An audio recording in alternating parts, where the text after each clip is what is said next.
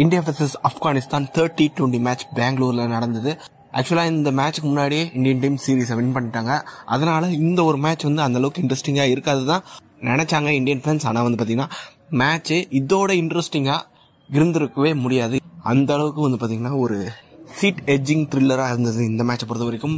இந்த 30-20 மேட்சை பொறுத்த வரைக்கும் பாத்தீங்கன்னா டாஸ் இந்தியன் டீம் தான் ஜெயிச்சாங்க. இந்தியன் டீம் டாஸ் ஜெயிச்சு ஏன் ஃபர்ஸ்ட் பேட்டிங் எடுத்தாங்க அப்படின்றது தெரியல. சின்னசுவாமி ஸ்டேடியம்னாலே சேசிங் தான் பாத்தீங்கன்னா ஃபர்ஸ்ட் சாய்ஸா இருக்கணும் டாஸ் ஜெயிச்சா. ஆனா இந்தியன் டீம் கேப்டன் என்ன நினைச்சாருன்னா, இந்த ஒரு கண்டிஷன்ல நம்மளோட பவுலர்ஸை டெஸ்ட் பண்ணலாம் அப்படின்ற ஒரு மைண்ட் செட்டோட இந்தியன் டீம் ஃபர்ஸ்ட் பேட்டிங் செஞ்சாங்க.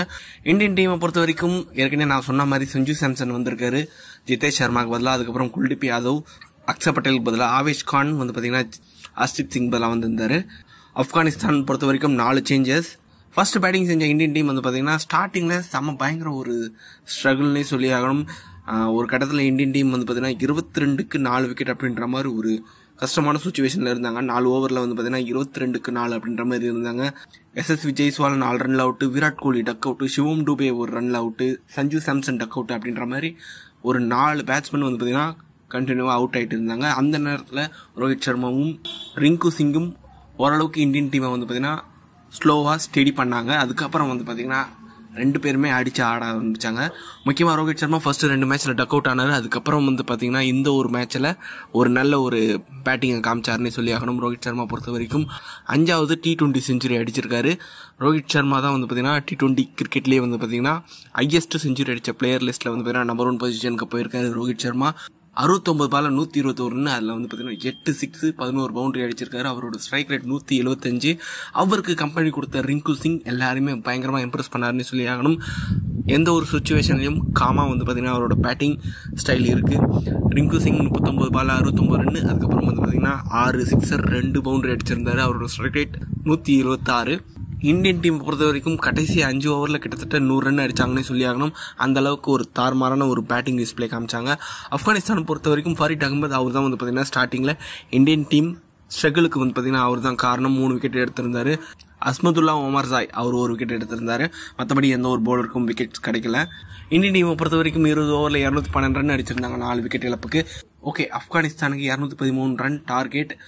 ஆப்கானிஸ்தான் இந்த ஒரு ஸ்கோரை சேஸ் பண்றதுக்கான வாய்ப்பு கம்மி தான் அப்படின்ற மாதிரி தான் இருந்தது மைண்ட் செட். ஆனா பாத்தீங்கன்னா குர்பாஸ் அதுக்கப்புறம் இப்ராஹிம் ஜட்ரான் 2 பேருமே சூப்பரா பேட்டிங் ஆடி 50 அடிச்சாங்க. 2 பேருமே பாத்தீங்கன்னா 50 ரன்ல அவுட். அதுக்கப்புறம் இவங்க 2 பேரோட நல்ல பார்ட்னர்ஷிப் பிறகு பாத்தீங்கன்னா ஆப்கானிஸ்தான் கொஞ்சம் ஸ்ட்ரகிள் பண்ண ஆரம்பிச்சாங்க. Azmatullah Omarzai duck out, அதுக்கப்புறம் ஜனட் 2 ரன்ல அவுட், நஜிபுல்லா 5 ரன்ல அவுட். அது மாதிரி பாத்தீங்கன்னா ஸ்ட்ரகிள் பண்ணிட்டு இருந்தாங்க. அதுக்கப்புறம் குலபதீன் நைப், முகமது நபி 2 பேருமே ஒரு நல்ல ஒரு ஃபைட் கொடுத்தாங்க.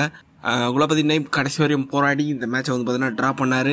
நபி பாத்தீங்கன்னா அவர் ஆடி இருந்தா முன்னாடி இந்த மேட்சை முடிச்சிருப்பாரு. 16 பால் 34 ரன் அடிச்சிருந்தாரு. குலபதீன் நைப் பாத்தீங்கன்னா 23 பால் 55, அவரோட ஸ்ட்ரைக் ரேட் 239, 4 பவுண்டரி 4 சிக்ஸர் அடிச்சிருந்தாரு.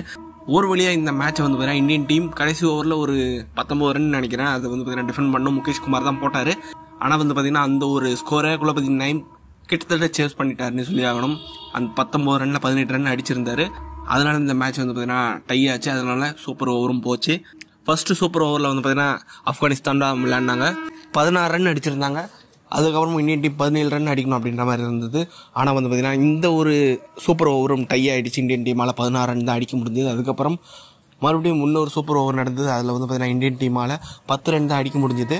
அது மட்டும் இல்லாம பாத்தீங்கன்னா அந்த ஒரு சூப்பர் ஓவர்ல 5 பால் தான் ஆடினாங்க. ஒரு பால் பாத்தீங்கன்னா ஆட முடியல, ஏன்னா 2 விக்கெட் இழந்துட்டாங்க அப்படின்றதுனால அவங்களால கண்டினியூ பண்ண முடியல. ஒரு பால் பாத்தீங்கன்னா வேஸ்டா போச்சு. அதுக்கப்புறம் ஆப்கானிஸ்தான் எப்படியும் இந்த ஒரு ரன்னை சேஸ் பண்ணிடுவாங்க அப்படின்ற மாதிரி தான் இருந்தது. ஆனா பாத்தீங்கன்னா பிஸ்னாய் சூப்பரா பவுலிங் போட்டு பேக் டு பேக் விக்கெட் எடுத்து இந்தியன் டீமை பாத்தீங்கன்னா ஜெயிக்க வச்சாருன்னு சொல்லி ஆகணும். ஆக மொத்தத்துல இந்த ஒரு மேட்ச்ல 2 சூப்பர் ஓவர், ரொம்ப ஒரு எக்ஸைட்டிங்கான ஒரு T20 மேட்ச்.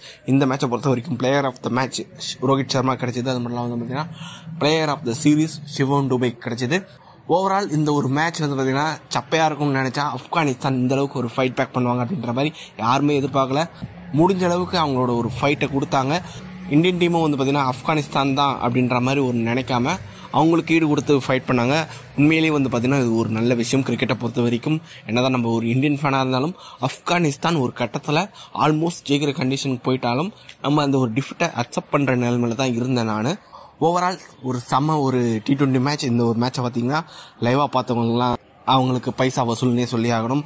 ஓகே, நீங்கள் இந்த ஒரு மேட்சை எந்த அளவுக்கு என்ஜாய் பண்ணி பார்த்தீங்க, ரோஹித் சர்மாவோட செஞ்சுரி நீங்கள் எந்த அளவுக்கு லைக் பண்ணி பார்த்தீங்க அப்படின்றதெல்லாம் வந்து கமெண்ட் பாக்ஸில் டைப் பண்ணுங்க. இந்த வீடியோ பிடிச்சிருந்தா லைக் பண்ணுங்க, ஷேர் பண்ணுங்க, நம்ம சேனலை மறக்காம சப்ஸ்கிரைப் பண்ணி வச்சுக்கோங்க.